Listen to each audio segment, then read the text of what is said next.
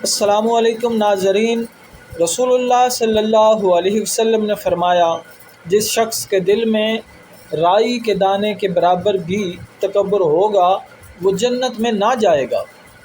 اس پر ایک شخص نے سوال کیا، اے اللہ کے رسول صلی اللہ علیہ وسلم، ہر شخص چاہتا ہے کہ اس کا لباس اور جوتے وغیرہ اچھے ہوں، تو کیا وہ بھی جنت میں نہ جا سکے گا؟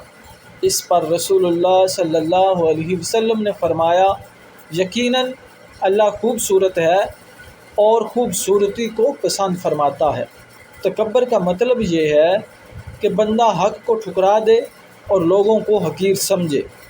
حضرت جابر نبی صلی اللہ علیہ وسلم سے روایت کرتے ہیں کہ آپ صلی اللہ تعالی علیہ وآلہ وسلم نے ارشاد فرمایا، قیامت کے روز خدا کچھ لوگوں کو چونٹیوں کی شکل میں اٹھائے گا، لوگ انہیں اپنے قدموں سے روندیں گے۔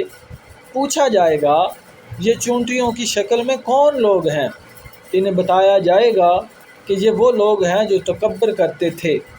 رسول اللہ صلی اللہ علیہ وسلم نے فرمایا، جس شخص کے جسم سے روح اس حال میں نکلی کہ وہ 3 چیزوں سے بری تھا تو وہ جنت میں داخل ہوگا۔